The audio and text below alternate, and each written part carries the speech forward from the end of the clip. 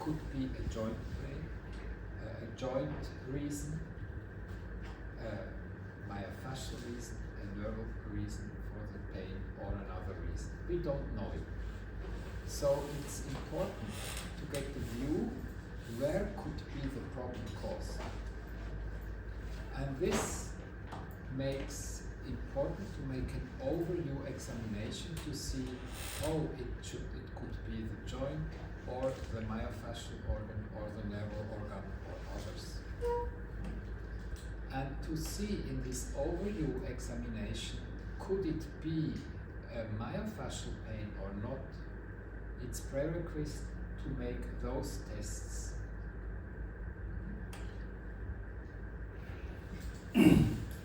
그래서 우리가 환자가 숄더 페인으로 왔을 때 처음에 왔잖아요. 왔을 때 이 사람이 조인트 문제인지 아니면 머슬의 파샤의 문제인지 아니면 너브의 문제인지 다른 조직의 문제인지는 처음에 모른다 이 말이죠.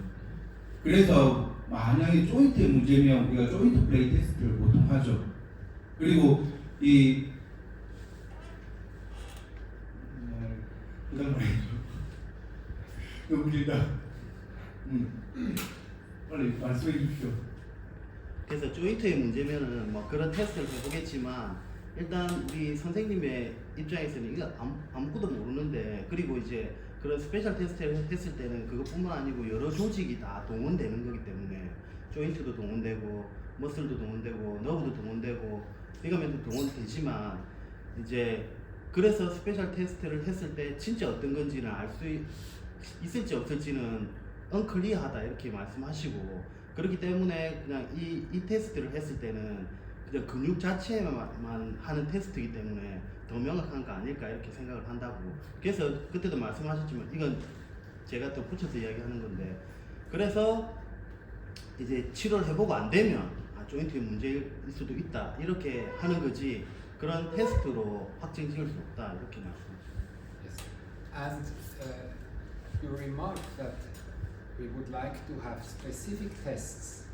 I agree, but I don't know specific tests, neither for the joint, neither for the muscle, and neither for the nerval organ. Why? Because in each movement, all three parts are involved, and so the problem could arise from joint or nerve or muscle, and there are no specific tests in my experience. 네, 지금 아까 저하고 똑같은 지금 얘기를 반복해서 말씀해 주시는데, 그래서 그러니까 이게 뭐 확정된 건 아니지만 본인이 경험해 봤을 때 그럴 가능성이 더 높아서 스페셜 테스트를 그렇게 많이 믿지는 않는다. 그러니까 말씀하신 게 우리가 움직일 때 조인트도 움직이고 그리고 파샤도 움직이고 너브도 움직이기 때문에 그 다 조직들이 연관이 됐고, 그리고 제가 그걸 물어봤었어요. 그 가는 길에 그 동료쌤처럼 뭘 물어봤었냐면, 조인트의 문제에 대해서 우리가 어세스먼트 해가지고 우리는 보통 조인트의 문제, 파샤의 문제 이렇게 구분을 하잖아요. 그렇게 구분해갖고 치료할 수 있는 거 아니냐 이렇게 말을 하니까 그렇게 할 수 없다고 자기는 생각하기 때문에 처음에 파샤의 문제를 5번에서 6번 정도 해보고 임프루브가 있으면 그 파샤라고 생각을 계속 하는 거고, 만약에 그때도 똑같이 문제가 계속되면 조인트 쪽으로 넘어가서 치료를 한다 하시더라고요. There are so-called specific tests for shoulder, for example, apprehension test. And this is only because of the ignorance of the tester, because you don't provoke just the joint with apprehension test. There is also a provocation of the subscapularis. And if you don't know this relationship, you are ignorant. But it's not a specific test, it's an unspecific test, apprehension test too. This is very important to know. So 오퍼레이션 테스트 같은 경우에는 본인이 생각하는데 놓치는 게 몇 개가 있다. 예를 들면 이제 그 테스트를 했을 때 subscapularis의 provocation 테스트일 수도 있는데 그런 걸 놓치고 이렇게 지나갈 수 있기 때문에 이게 스페셜한 테스트인지는 본인이 잘 모르겠다 이렇게 말씀하셨습니다. So if you practice an apprehension test and you think it must be a joint problem, from the clinical reasoning point of view, it's not correct. It can be a joint problem. This is very important, but it's not a specific test. It could also be a myofascial. 네, 그러니까 어프레이시 테스트 원래 조인트의 프로블럼이라고 생각하고 하는 거지만 이 테스트를 실제로 했을 때는 아까 말씀하신 것처럼 마이오파시아의 문제일 수도 있고 또 특정 근육의 문제일 수도 있기 때문에 자기는 별로 이렇게 명확하게 생각하지 않는다 이렇게 말씀하셨어요. And therefore, we have to create an assessment tool to look when there is a shoulder pain, which test I will perform to see it could be a joint problem, a muscle, a nerve, or another problem. And this test we performed yesterday is a minimal sample, not to overview the myofascial aspect from a shoulder problem. 그래서 이 조인트 문제일 수도 있고 머슬의 문제일 수도 있고 너브의 문제일 수도 있는데 우리는 어제 한 거는 범위를 좀 좁혀서 마이오파시아 쪽의 문제에 대해서 포커스를 맞춰서 한 거다 이렇게 얘기하죠. Yes, and you are invited to make other tests in your practice if you have a patient with shoulder pain, and if you see there is necessary to make other tests, please make it and form your own approach, for the assessment. 그래서 환자가 왔을 때 우리가 뭐 파샤에서 하는 테스트 말고 다른 테스트를 같이 해도 상관이 없고 그거는 네 스타일대로 해라 이런 것 같습니다. Yes, but if you see, for example, in your examination of a shoulder up to date, you haven't performed this resistant testing, then there misses something, and then I would recommend that you make next 6 months every time with a shoulder patient also resistance testing to see how often there is a positive test, and to see you will continue to testing also resistance, or if you see it's just for 1 or 2 times in half a year, you say it's not necessary in the basic tool sample to practice this.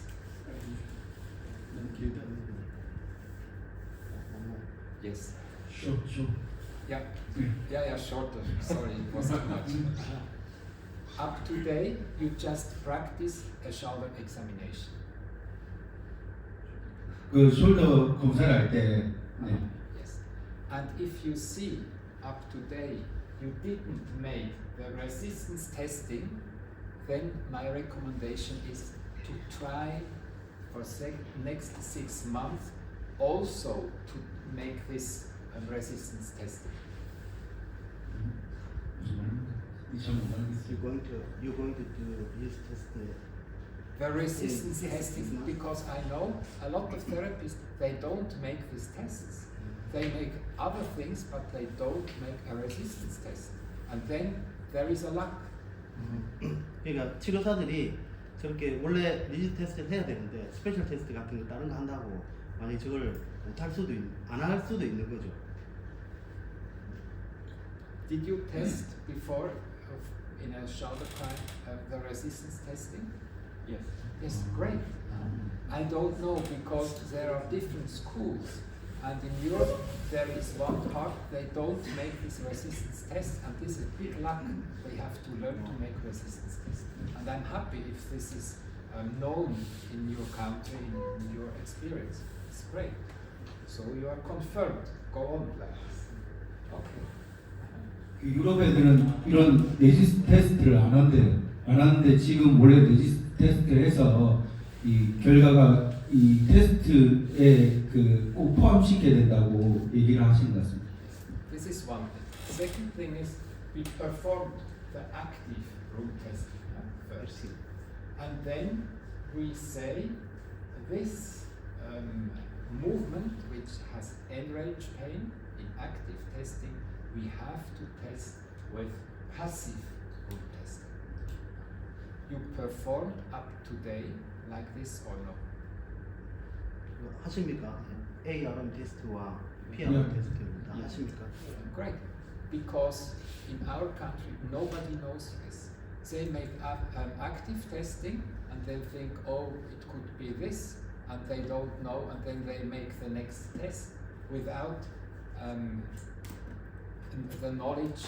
Is it the active structure or is it the passive provocative structure? And so this is enormous helpful to recognize where I have to treat. 그래서 우리가 원래 액티브 테스트하고 패시브 테스트 했을 때 여러분들이 학교에서 배운 것들을 다 수축선 조직인지 아니면 여기서는 스트레치 조직이죠. 스트레치 조직인지 이걸 알아야지 우리가 치료를 어디서부터 시작할 건지 이게 감별이 인식이 된다 이렇게 얘기를 하시는 것 같습니다. 맞나요? And this would be one recommendation for the next 6 months. Every time if you have an end range pain, please make the assessment of the passive movement and then the analysis. Is it the active structure or is it a stretched structure? 액티브 테스트를 하고 나서 치료를 했는데도 만약에 이게 진전이 없다 6개월 동안 그러면은 패시브 테스트를 하고 그러면 이게 패시브 테스트를 했을 때 우리가 비로소 이제 어떤 다른 문제를 발견할 수 있다 이렇게 얘기하시는 것 같습니다. Okay. 그냥 하시고 싶은 말씀은 저런 기본적인 테스트가 아주 중요하다 지금 우리 치료에서는 이렇게.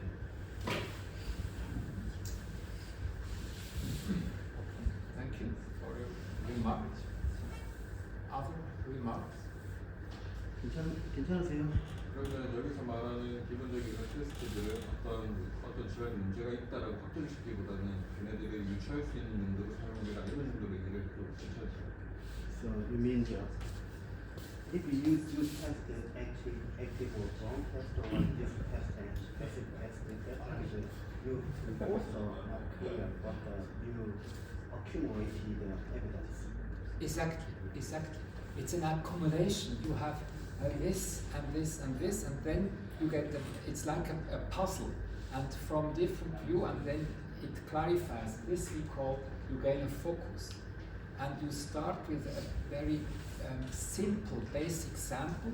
It has not to be too complicated that you can perform. Hello, Joe. We are happy that you are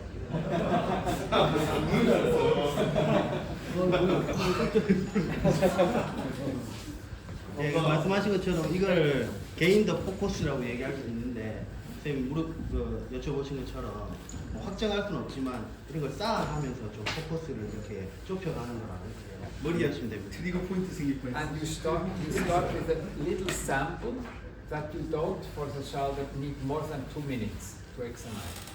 If you have more than 2 minutes, you aren't any more efficient. And then you have this core basic examination. And if this doesn't work, you have more tests you can perform. For example, if you make with a client these tests, this and this and this and this, and the resistance testing, and there is no result, then you can say, okay, please make like this and like this and like this, and go behind, because this we didn't test in the basic tool, and for the pectoralis major and the ventral shoulder structures, this is not sufficient what we showed. But if you perform it every day, there are so few positive results in these tests that it doesn't worth to make it with all. But if there is no positive result with this basic assessment tools, then you make other tests and you are looking probably if there are a neurodynamic provocation test or a joint play, or then you continue. 저런 테스트를 했는데 결과가 나오지 않으면 여러분들이 알고 있는 다른 테스트를 하셔도 되고, 그리고 기본적인 테스트 중에서도 여기 그림에 안 나와 있는 테스트 좀 이런 테스트를 하셔도 됩니다. 왜냐하면 저 테스트에서는 팩토러스 메이저나 이런 테스트, 스트레치 되는 테스트는 없기 때문에 이런 테스트나 아니면은 러브를 스케치하는 테스트라든지 이런 것들을 더 추가하시면은 더 도움이 될 것 같다고 생각하십니다. And it's very important to write the muscles you have found on in your documentation that you know this muscle I have looked for. If you make this examination, you have to write. It could be an internal rotator subscapularis, teres major, and then I looked with palpation in this muscle, and this I have to write in my documentation. I have looked and there was a positive sign or there was no positive sign. I made the treatment and I have to make the documentation of the result of the treatment, and next time you can perform, for example, the treatment of the teres major, and then again you have to notice, okay, it was there was pain recognition or not, and how was the result of the treatment. So after 4 or 5 sessions, you can review what have you done and where could you provoke the familiar pain, and where was a positive result and where was no result and where was a worsening of the problem. And in the book there is a list. I couldn't create it for you because I can't know this Korean sign and so on, but so you can have a look on the page 765. 765. Oh no, it's 765조 보면 sorry, 이것들이 나왔는데 it's on the page 761. 761. 761. There are the abbreviations for the muscles because we can't write sternocleidomastoid, we write SCM, it's enough. Or we don't write infraspinatus. In my practice, I write like this. I say, okay, it could be subscapularis. Very simple. And then I note right side because I'm not sure every time. And then I make a sign like this. And this means pain recognitioning. So I could reproduce the pain the patient is feeling. I don't write where it went because this I noticed under the history.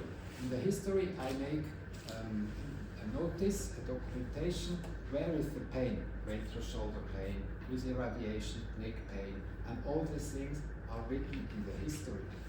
And under the findings, I make it like this, and then if I make like this, I know I have treated this muscle. And if I found a strong relationship, and after in the reassessment it's better, then I make like this. It's important. And then next time I could look for the teres major. And I see right side too.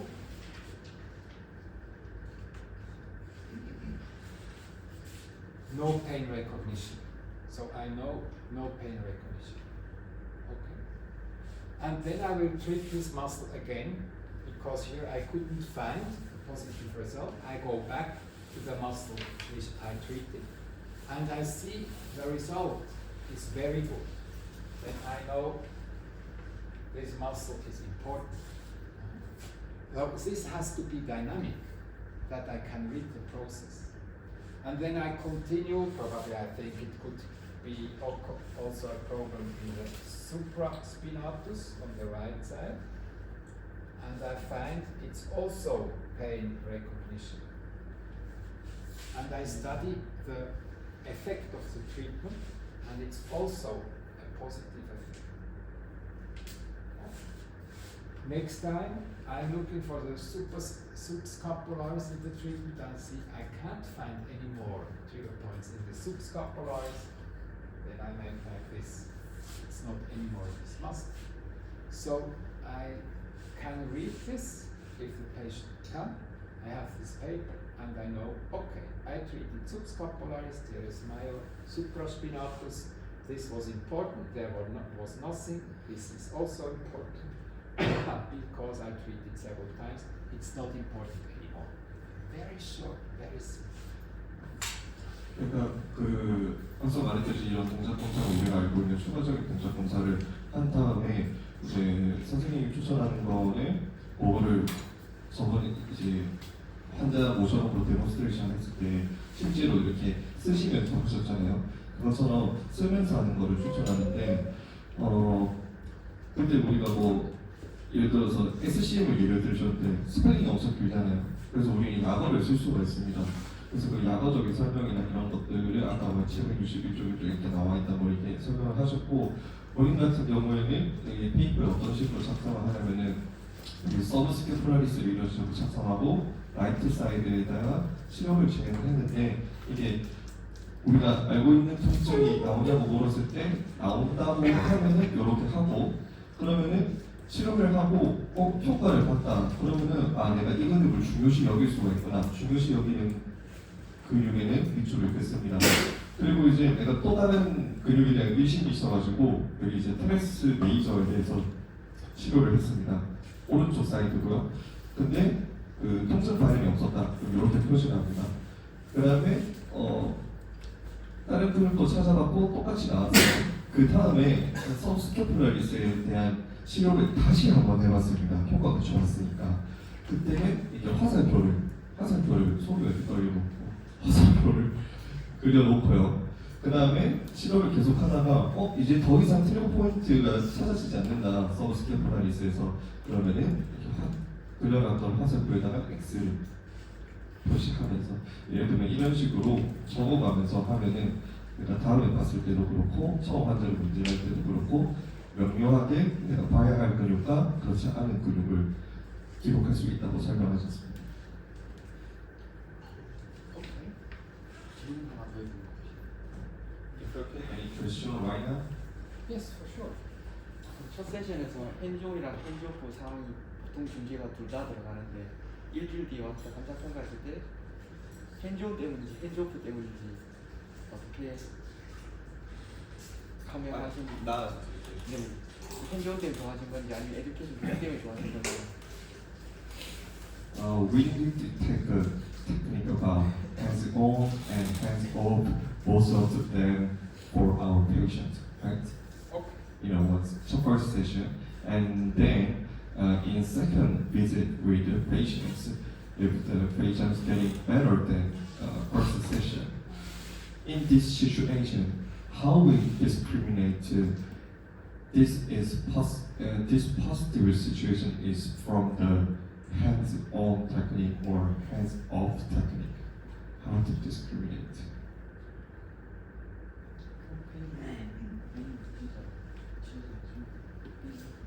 If you want to discriminate it, is it a result of the hands-on technique or on the hands-off technique? Right. Then it's important not to do both in the same session. So you recommend don't take both of them in same session? You see, if you have a patient with a complex chronic problem and you want to know what is the problem, then it's important not to do too much in one session. 예.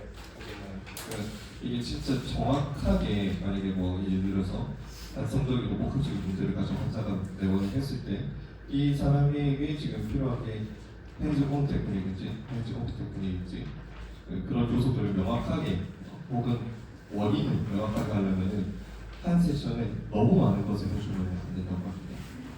Because if you treat manually, you give a stretching technique and an active exercise and it gets worse, you don't know it's because of your treatment, because of the stretching or because of the exercise. 그렇죠. 예를 들어서 뭐 스트레칭도 시켰고 운동도 시켰는데 만약에 뭐 좋아졌긴 좋아졌는데 혹은 나빠졌긴 나빠졌는데 그런 결과에 대해서 뭐 때문인지 정보를 이렇게 명확하게 하기가 힘든 거죠. So if there is a chronic problem, complex problem, you have in the history to ask what has been done before.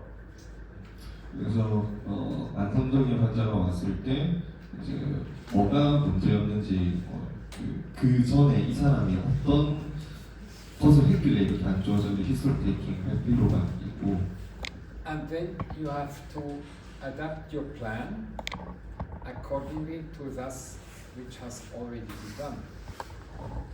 그래서 이전에 했던 것들이 다 하고 나면은 이제 뭔가 새로운 선생님들만의 이제 플랜을 또 적용시키는 거라고 합니다. And if the patient came and said, I just practiced exercises, you don't have to continue with the exercises because for this patient the exercises didn't help.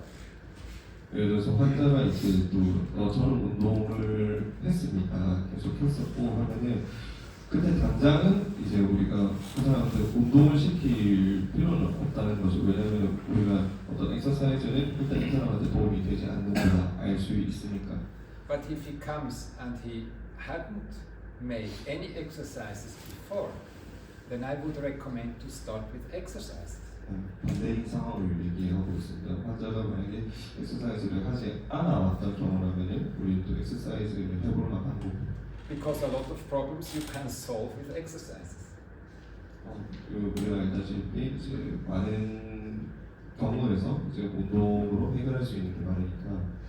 And if you see it works well with exercises, you continue with exercises. 엑서사이즈 잘 들으면 엑서사이즈를 계속하면 되고. But if you see the reassessment, there is not positive effect. It gets worse with exercises.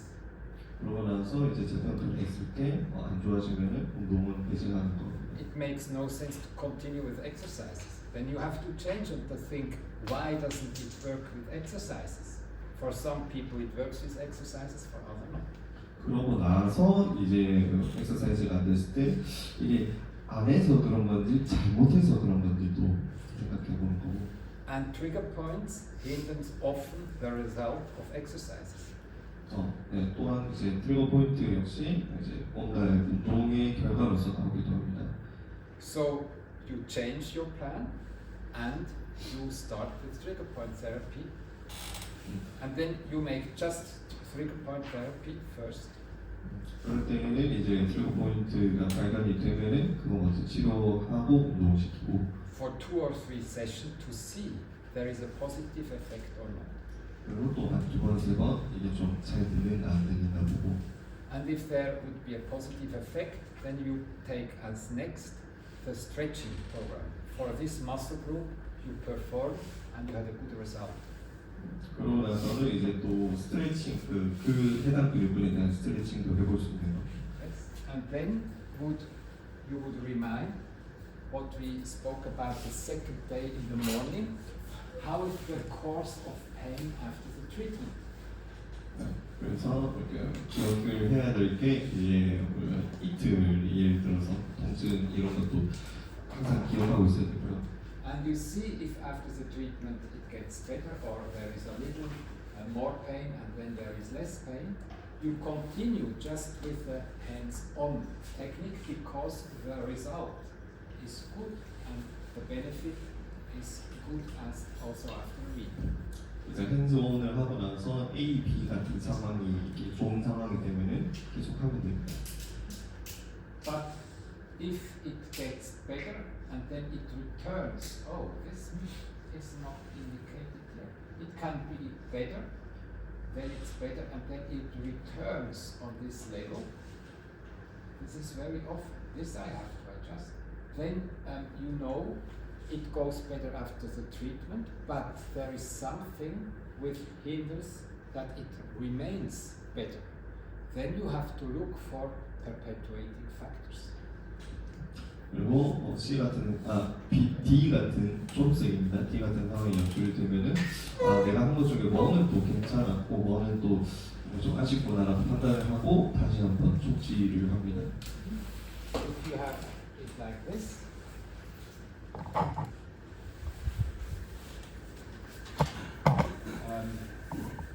there is the pain level. You start here, and then after the treatment there is more, then is less, and then it arrives at the same level. Then you know the therapy has a good effect, but something hinders that it remains good. And then you have to think about perpetuating factors, and then you need most often exercises because most often there is a bad posture. There is something they do not optimally during the daily life, during the work, and then you have high recommendation, if it goes like this, to practice exercises. Very, very important. 자, 저기에는 나와 있지 않은 그림인데 여기 보시면은 저희 페인 레벨이고요. 만약에 환자가 이렇게 이틀 내에 통증을 다시 더 통증이 올라갔습니다. 근데 이게 다시 원래 갖고 있던 기준치의 통증보다 떨어졌어요. 떨어졌는데 또 며칠 지나니까 다시 올라와서 같은 수준의 통증이 재발현됐다. 이런 경우에는 우리가 생각해 볼 게 이 사람이 일상생활에서 지속적 요인에 대해서 뭐 자세라던가 그러니까 어떻게 보면 핸즈 오프가 필요한 상황이라는 걸 설명했습니다. And you see the question is not what is better, exercise or trigger point therapy, hands on or hands off. 이거는 방금 말한 내용들은 그 질문 중에 이런 거 있었죠. 엑서사이즈가 더 좋냐, 매뉴얼이 더 좋냐, 트리거 포인트 환자에 대해서 요거에 대한 답이 될 수 있습니다. The question is from what part of our knowledge is best for to resolve patient's problem. 그래서 요번 이 시간을 두고 환자의 결과를 지켜보면서 우리가 이제 핸즈온이 좀 되냐, 핸즈오프가 좀 되냐 그때 판단할 수가 있습니다. 왜 이렇게 기준이 되는 거예요? Why is the 2 of days can be standard? Pardon? Why is the 2 days can be Yeah, standard? come to this. Just a moment. Okay, so we have to combine hands-on and hands-off technique. We have to learn to read the signs when is best just hands-on, when is best just hands-off, and when is best to combine both together. 그래서 우리는 앞서 말했던 그런 상황들과 그런 기준들을 이렇게 가지고 어떤 상황에서 매뉴얼이 좋냐, 먼저 상황에서 엑서사이즈는 좋냐, 아니면 둘 다 필요하냐, 핸즈온, 핸즈오프도 둘 다 필요하냐, 하나만 필요하냐, 뭐가 필요하냐 이런 것들을 분별을 해야 됩니다.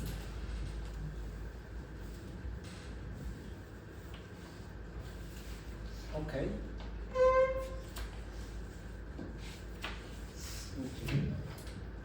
Great. So, thank you for your questions. And the second questions, I thank you so much that you contacted Joe with your questions, and he sent me the questions, and we will now work this question, and this is one of these questions I read, and we will go through these questions. It's a good solution. Then I can prepare and you can represent your questions. 이게 이제 여러분들이 저한테 카톡이든 뭐든 해가지고 주셨던 질문들입니다. First question 3, almost all of the current people think like clinical research process is not a treatment. So we are difficult to make patient to visit again. That's reason why almost all of current people want to learn various techniques. So questions if there is no changing at first therapy, how are you to make next visit? 그래서 대부분의 우리나라 사람들은 이제 임상적 진단 과정이 치료가 아니다라고 생각하는 경우가 많습니다. 그래가지고 우리가 두 번째 재방문을 만들기가 참 힘든데요. 그래서 이제 대부분 우리 치료사들은 뭔가 특별한 테크닉을 하나 더 배우려고 하는 경향이 있습니다. 그래서 질문은 만약에 첫 번째 세션에서 첫 번째 치료에서 별 차이가 안 느꼈을 때 이제 로 선생님은 어떻게 재방문을 만들기 위해서 어떻게 하는지. Okay. First, not a Korean specific situation or problem, the same thing and same thinking in Europe. 유럽에서 비슷하고요. I have to know more techniques, and this is the situation. So we are very familiar in the family of physiotherapists, and I think also medical doctors to think we have new techniques, and then the problem will be solved.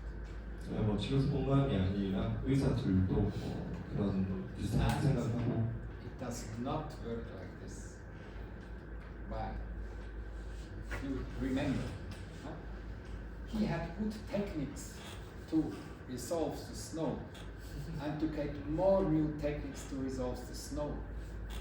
But were you at the right car? This is the question. So if you want new technique and new technique and new technique, you have to think about, you have to know where to practice this technique. This is where we need to treat. This is the most important thing. And if you have good techniques, then it doesn't worth to make more and better techniques, because most important thing is to know when you have to adapt the technique in a situation, when does it work and when does it not work anymore. Then you have the biggest benefit, you profit most for your time. 그래서 차를 우리 영상 다 같이 봤었죠. 영상 속의 남자가 굉장히 눈치오는데 성공을 했습니다. 그 좋은 테크닉이라는 거죠. 그 사람 눈치오는 기술이. 근데 이제 결과는 좋지를 못했는데 그 이유는 우리가 어떤 테크닉을 쓰는 것도 굉장히 중요하지만은 결국에는 그걸 언제 적용하고 어떻게 적용하고 하는지가 일단은 기술적인 그 테크닉적인 면에서는 얘기를 하셨고. Yes, so we have learned both. We have to learn exquisite techniques, and we have to learn when does this technique work and in which situation it doesn't work with this technique. There is a limitation for every technique. This is normal. We have to know where can we practice it and where is the limitation.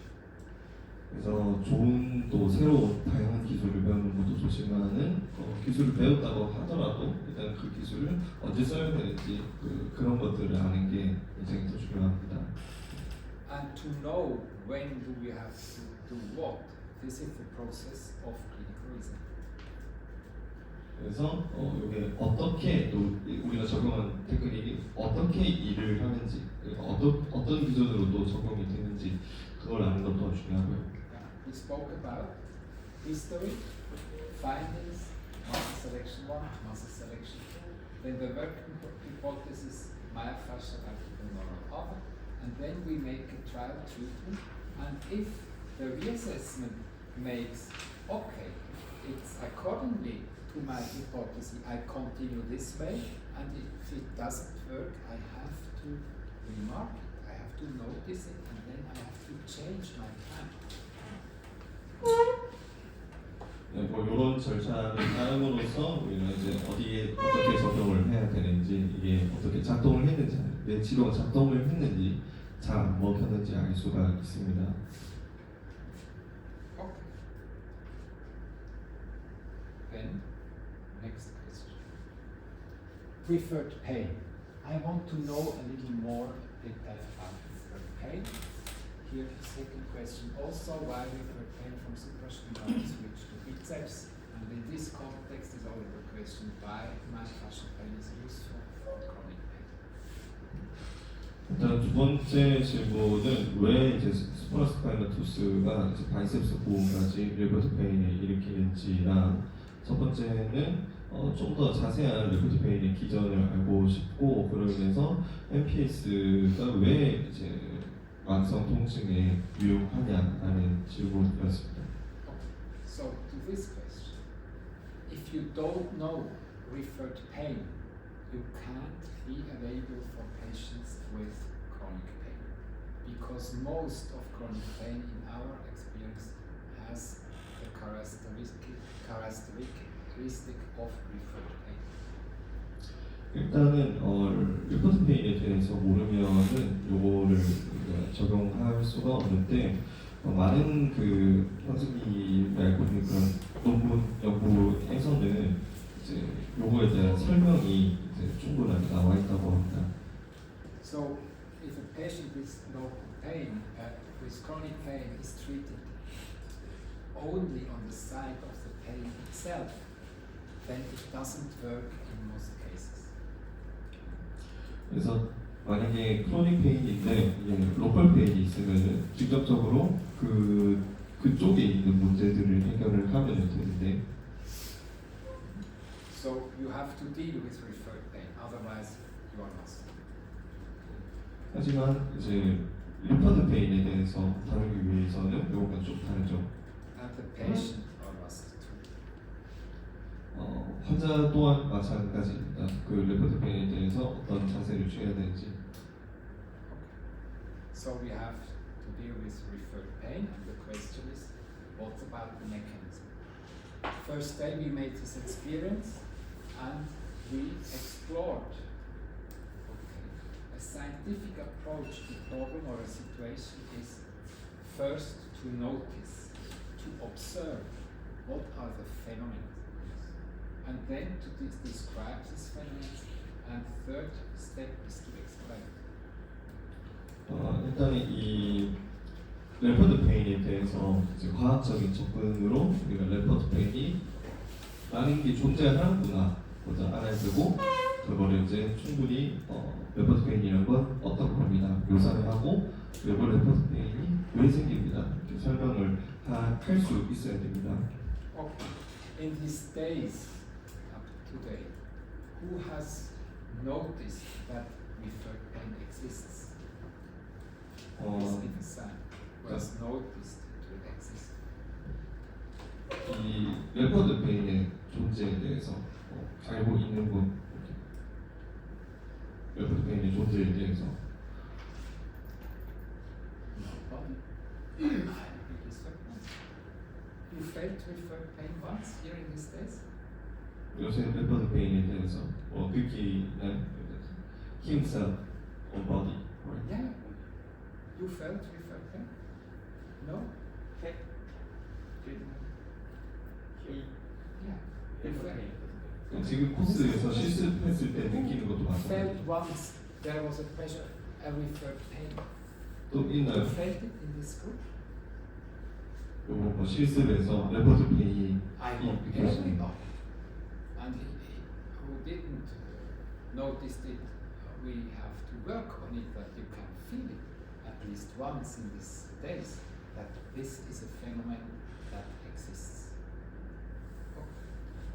그래서 이렇게 최소화병이라도 있다는 거는 이 현상에 대해서 일단은 존재하는지 알 수 있는 이런 알 수 있는 거고요. 최소화병 이상 이렇게 느낀다면은 Okay, so we can say this phenomenon is common, and in contrast to pain in the skin, muscle pain has a marked tendency to radiate. That means that the patients may feel the pain not only at the site of the muscular irritation site, the trigger point, but often at a great distance from it. 일단 연관통은 일반적인 현상이고 두 번째 단락은 피부 통증하고는 다르게 이제 근육의 통증은 명확하게 퍼집니다. 이런 환자가 이제 근육의 병변이 그러니까 여기서는 지금 이제 근막 통증을 말하고 있고 근막 통증 유발적 부위뿐만이 아니라 먼 곳에서도 통증을 느낄 수 있다는 의미입니다. 명확하게 퍼지니까. In many cases, referred pain occurs outside the segmental innervation pattern. The referred pain often does not match any myelin dermatoma relationship. 대부분의 리퍼드 페인은 이제 본적 신경 분포 패턴의 외부에 나타날 수가 있습니다. 그래서 연관통은 근절피절 관계와 때때로 그 근절피절 관계를 따르지 않는다고 합니다. The largely consistent pattern of referred pain, however, is a sign that the transmission follows defined anatomic pathways. 하지만 일반적으로 좀 일관적인 그런 연관통 패턴은 해부학적인 경로를 따라서 신호가 전달이 됩니다. So, third step is to explain, to look for an explanation. Why does it arise and why doesn't it follow the dermatomyelin area? And there is a famous experience from Menze published, made from Menze and Hoheisel, and they carried out the following experiment.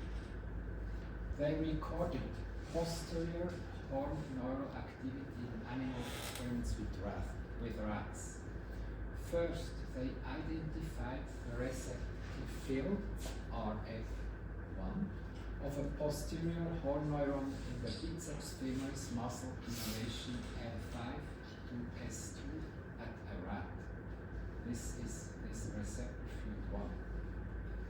The neuron could only be activated by strong painful pressure stimuli as squeezing the tissue knocks pain deep in illustration. With touch gently stroking the skin with a brush, the neuron showed no activity. 아까 세 가지에 대해서 했었죠. 우리가 그거를 리포도페인에 대한 존재를 일단은 확인을 하고 그거를 묘사하는 데까지가 앞 슬라이드였습니다. 그 다음에 이제 설명을 해야 되는데 우리가 설명하려면은 왜 리포도페인이 근절비절 경계 밖에서 나타나는지에 대한 연구를 보면서 우리가 이해를 할 거고 요거는 레포도페인의 기전을 확인을 하기 위해서 이제 다음의 연구를 이분들이 이렇게 진행을 했다는 내용입니다. 요거는 쥐의 다리이고요. 쥐의 다리 그림입니다. 쥐의 다리 그림이고 이 연구에서 연구원들이 동물 실험에서 그 뒷불신경 후각, 뒷불신경세포 활동에 대해서 이제 연구를 했습니다. 첫 번째로 쥐의 대퇴 이두근, 우리로 사람으로 치면은 이제 햄스트링 뒤쪽이 대퇴 이두근에서 뒷불 뉴런에 여기 수용기고요. RF라고 여기서는 표시를 합니다. 수용기 영역을 확인을 했고 뉴런은 여기서 이제 강한 압통, 그냥 부드럽게 누르는 거는 반응을 하지 않았고 강한 압통에 대해서만 이렇게 반응을 보였습니다. So here was the recording and you could record just when there was a strong stimulus as squeezing, but with a gentle brushing there was no recording of any activity. 네, 마지막 문장과 같은 내용입니다. 부드럽게 눌렀을 때는 반응을 하지 않았지만은 강하게 이렇게 눌렀을 때만 반응을 했고. Okay, this is situation 1.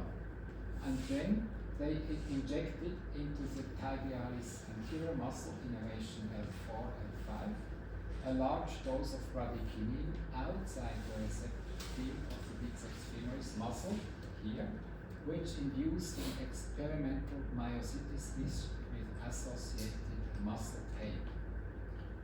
그리고 여기서 이제 근육의 비정상적인 그런 어떤 상태를 만들기 위해서 주입한 약물이 있습니다.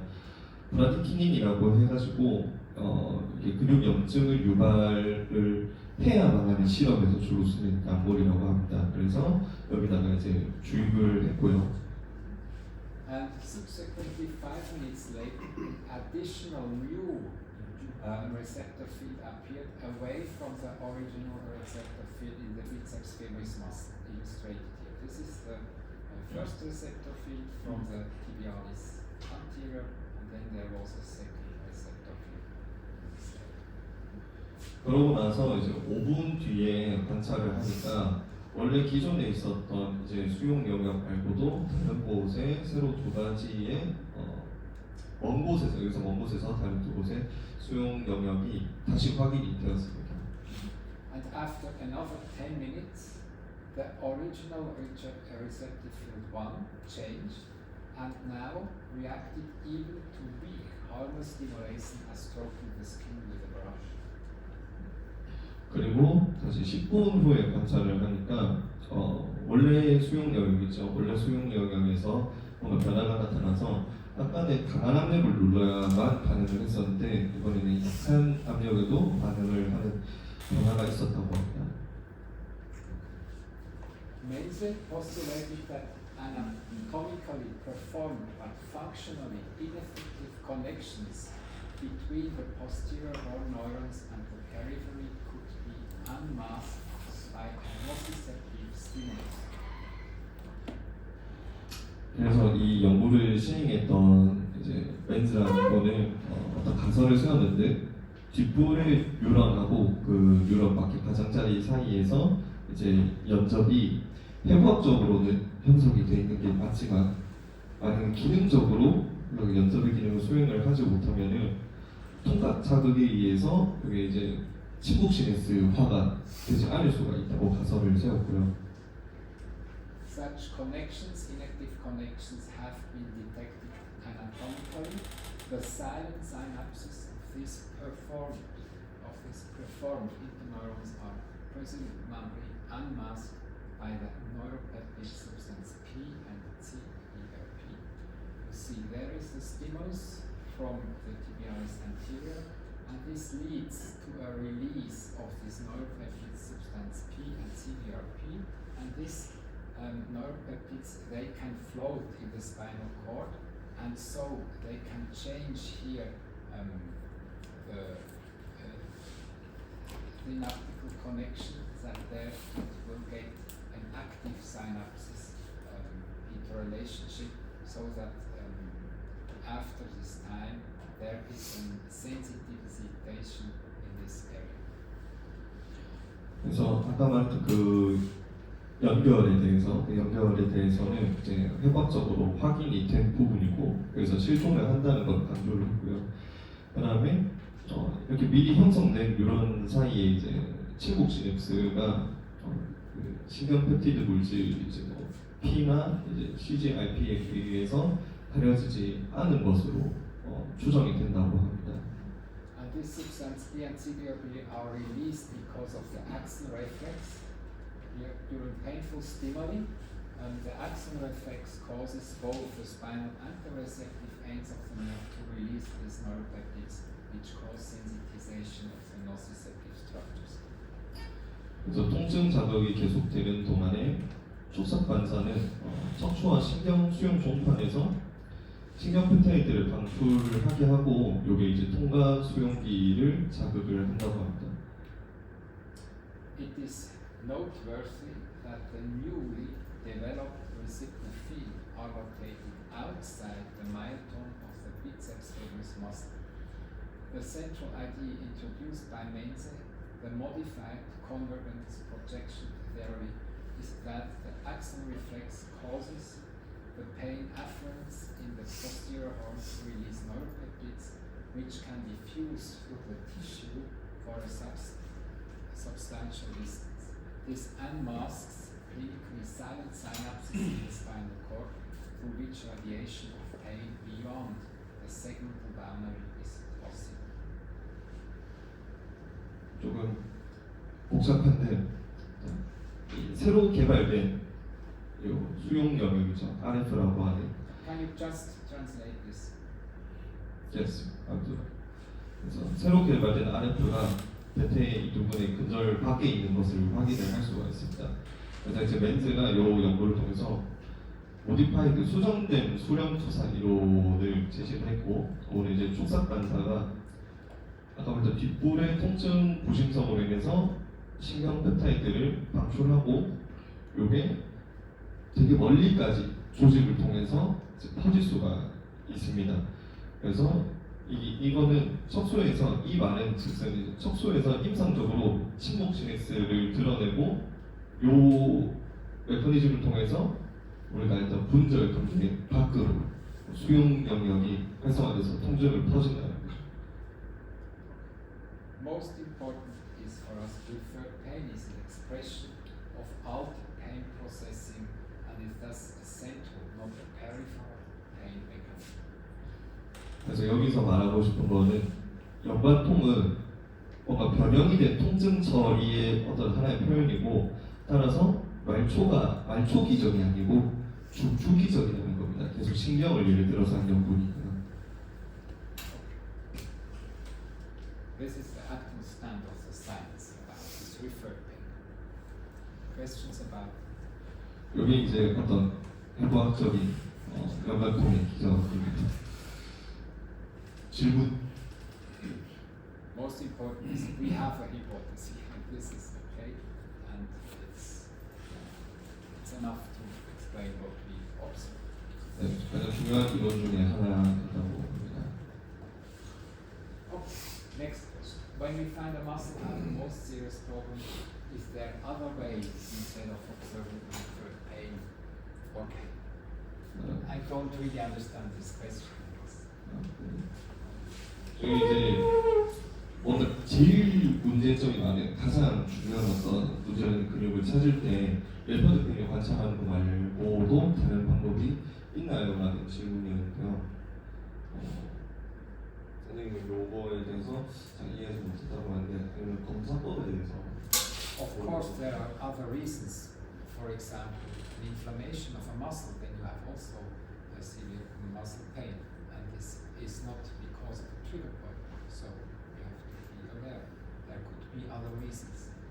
요거는 트리거 포인트에 대한 문제뿐만이 아니라 다른 어떤 염증일 수도 있고 다른 문제가 많아가지고 Or there is a neurological problem, and the nerve is not well. The innervation is not good, so there is a muscle problem. This is secondary. We can't treat it with trigger point. 그래서 뭐 예를 들어서 신경적 문제라고 하게 되면은 우리가 또 따로 트리거 포인트를 계속해서 이제 그거할 필요는 없는 부분이고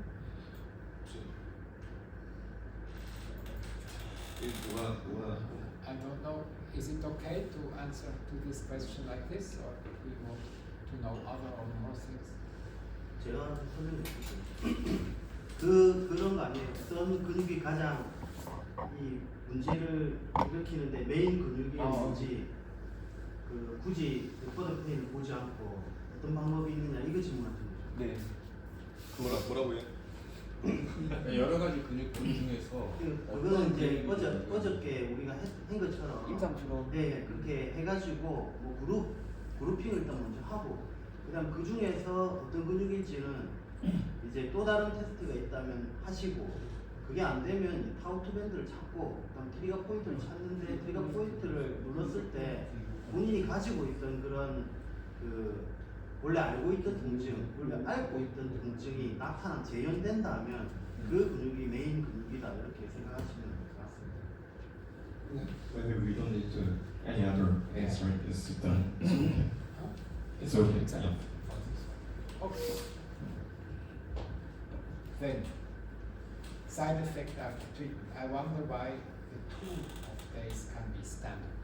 And here, the same question more or less about therapeutic pain. Is it same with process for healing caused inflammatory things? It's exactly this relationship. You know, if we make a treatment, there we produce a damage of the tissue. Damage.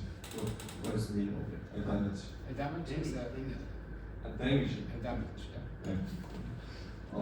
일단은 자 질문은 뭐였냐면은 치료 후에 부작용이 있을 수 있다고 했죠. 사이드 이펙트가 치료 후에 사이드 이펙트에 대해서 왜 이틀이 기준이 되는지 알고 싶다는 질문이 있었고 이제 치료 과정에서 나오는 통증이 있다고 했습니다.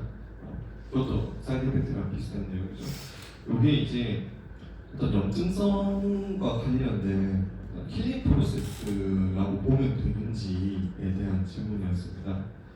그리고 일단은 답변을 시작하고 자 우리가 치료를 하는 동안 데미지를 줄여야 되죠. And this local and little inflammation makes part of the reparation process. 그래서 이게 이제 국소적인 어떤 손상을 야기를 할 수가 있습니다. 우리가 눌렀으니까. It's necessary for the healing of the muscle. 그래서 이제 어떤 염증 반응이 나타나게 되면은 우리가 알다시피 이거는 필수적인 이제 힐링 프로세스고요. Okay. So with the trigger point therapy, we make a destruction of one part of the muscle, the river complex, and this opens the opportunity that the muscle can go through a recovery process, that there is a new tissue, a new muscle tissue.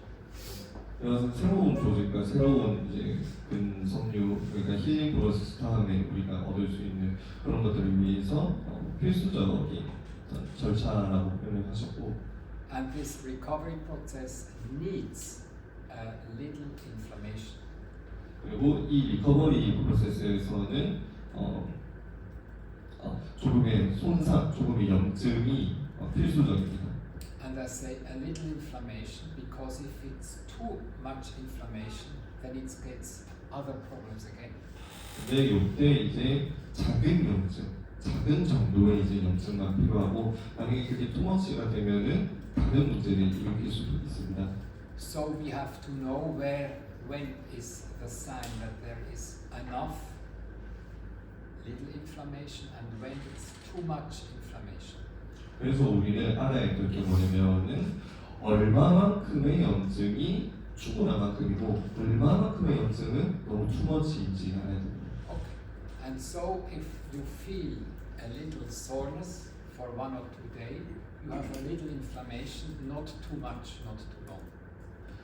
그리고 이제 소어라는 표현을 이제 근육통이죠. 근육통. 우리는 이제 동스로 표현을 하기도 하는데 우리가 알다시피 근육통이 있고 요게 한 이틀 안에 없어지면은 다 알잖아요. 요거는 작은 염증이었구나. If the pain rests longer than 2 days, you have too much damage, too much destruction, too much inflammation, and it is not what we want. 그리고 반대로 이틀 이상이 이게 지속되면은 이건 너무 투머치한 거고 우리는 와 이건 뭐 잘못됐다라고 알 수가 있습니다. Okay. So let's continue to the neck muscles.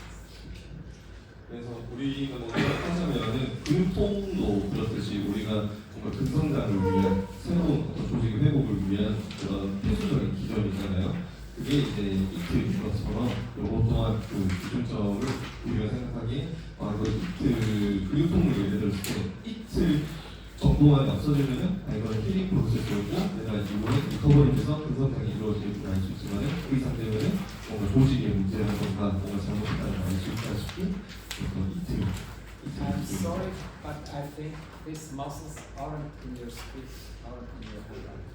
요거는 스크립트에 아마 없을 거라고 말씀을 하셨습니다. Because I prepared this course in several parts, it was a big thing to do this in English, and I made several parts, and you have part 1 and 2, and I produced 5 parts. So these muscles are in the part 3 or 4. 저 선생님들한테 카톡에서 파트 3 드린 거 있죠. 그게 이겁니다. 왜냐하면 원래는 IMTT 강의 자체가 영어로 된 스크립트가 없어요. 독어나 뭐 이쪽 것밖에 없어가지고 우리 강사분이 파트 1, 2는 그 전에 열심히 해서 만드셨는데 3는 비행기 타기 직전에 저한테 메일로 띄워서 그 파일을 올려놨습니다. 파일을 참조해서. 심지어 저도 어제 받은 것도 있습니다. But I can make a bundle of these muscles and then you can copy it. It's absolutely okay. Huh?